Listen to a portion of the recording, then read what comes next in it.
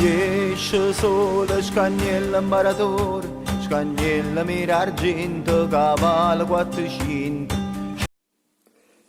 Cari amici, ed eccomi qua per offrirvi quanto promesso nel promo del nuovo format, ossia la prima puntata dal titolo Canti e suoni del folklore castellano. Perché questo titolo? Beh, il titolo è palese, in quanto parleremo di canti, suoni, musiche, notazioni, testi e quant'altro del nostro grande artista, il maestro Lello Traisci. Ma prima di parlare della musica popolare di Castel Volturno e delle canzoni del maestro Traisci, è bene dare dei cenni storici che vi facciano comprendere le vicende che si sono susseguite man mano nel corso dei secoli su questo territorio e le conseguenti influenze che hanno caratterizzato il canto e la musica, nonché la vita stessa dei suoi abitanti. Le origini di Castel Volturno, in latino Volturnum, risalgono al popolo degli Opici. Siamo all'incirca intorno all'anno 1000 a.C. Pensate quanto è antico questo insediamento. Il popolo degli Opici, in latino Osci, è uno dei meno conosciuti popoli pre-romani. Pensate che una delle sue città più importanti si chiamava Oplontis, sulle cui rovine oggi sorge Torre Annunziata. Ma torniamo alla Volturnum. Prima degli Osci, nel VI secolo a.C., si è avuta la sua espansione ad opera degli Etruschi che cominciarono a popolare questo territorio, rivelatosi di grande importanza per la presenza del fiume Volturno. Infatti essi lo fecero diventare un grande porto fluviale, nonché scalo commerciale di Capua, dove transitavano le merci importate ed esportate via mare. A quei tempi il fiume Volturno fu addirittura divinizzato, come mostra una pergamena redatta nel 1157 e pubblicata dall'archivista Iole Mazzoleni nei primi del Novecento. Gli venne consacrata una festa che ricorreva il 27 agosto ed era denominata Volturnalia, la quale era organizzata da uno specifico sacerdote detto Lumen Volturnalia. Agli Etruschi quindi seguirono gli Osci di cui abbiamo appena parlato, e poi l'impero romano, le invasioni barbariche, i Longobardi, i Saraceni, gli Svevi e quant'altre ancora, che sicuramente hanno apportato modifiche ed arricchito il grande bagaglio di tradizioni e folklore popolare degli abitanti del luogo. Nonostante le caratteristiche fluviali e marittime, l'economia del paese è stata in prevalenza basata sulla pastorizia, non di meno sull'agricoltura.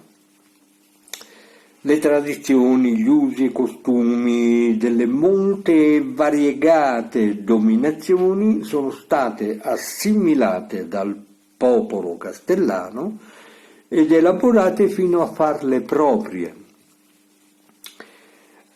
Ai giorni nostri, però, sembra che quasi tutte siano finite nel dimenticatoio. Si salvano solo quelle ricordate dalle persone anziane. La maggior parte della gente, infatti, non possiede più alcuna traccia dei ricordi e della cultura popolare, tutto è sparito nelle mode e nei meandri del consumismo, con conseguente disammoramento del mondo antico e delle sue origini. Tutto ciò ha spinto il maestro Traishi, grazie al suo grande interesse per la cultura della sua terra e del folklore partenopeo, a svolgere un minuzioso lavoro di ricerca e di composizione per salvare la memoria storica di questo paese. Per comprendere la musica ed il canto popolare di Castelvolturno, bisogna anche dare dei cenni sul suo dialetto, che ha origini sannite, ossia appartenente al gruppo linguistico osco-umbro.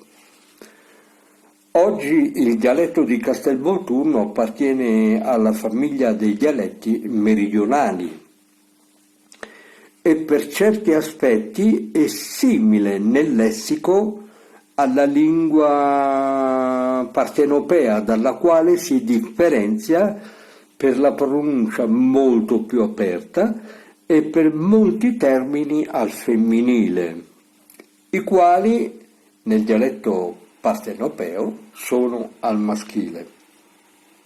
La terminologia delle parole al femminile probabilmente sta ad indicare la scarsa contaminazione del mondo industriale, il quale ha fatto sì che si potessero conservare le radici di questa lingua ancora legata alla madre terra ed al rispetto di essa che i contadini hanno sempre avuto.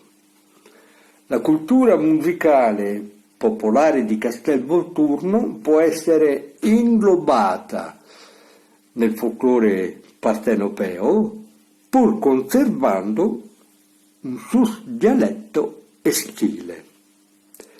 Ed ora entriamo nel vivo dei canti e suoni del folklore castellano, in cui troviamo canti ludici, filastrocche, canti devozionali, canti lene, canti a fronna e canti a dispetto.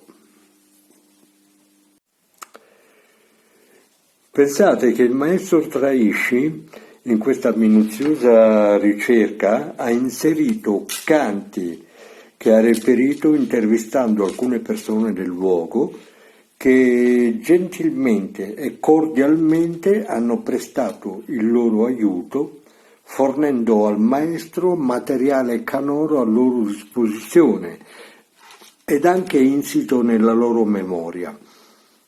Chi lo desiderasse può prestare ascolto su YouTube Lello Traishi la musica popolare di Castelvolturno. Ed ora entriamo nel vivo dei canti e suoni del folklore castellano, iniziando con un canto a dispetto, facendone comprendere a priori il contenuto.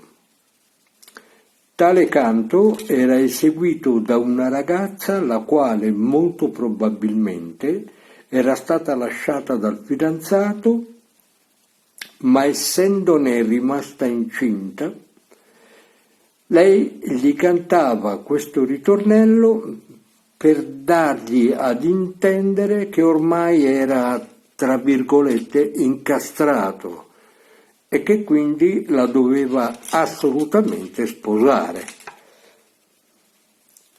Ed ecco quindi il canto al dispetto.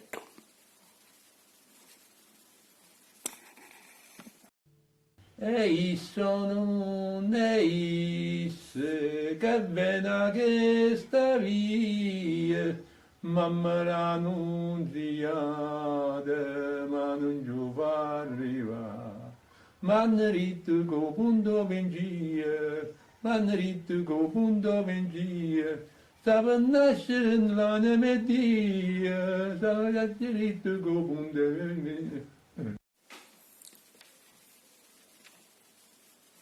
E con questo canto a dispetto, cari amici, termina la prima puntata dei canti e suoni del folklore castellano. Ma niente paura, cari ascoltatori, il fiume di note non si arresta qui.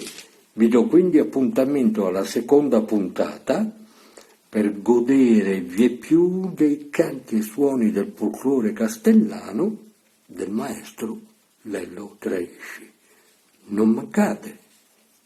Ciao.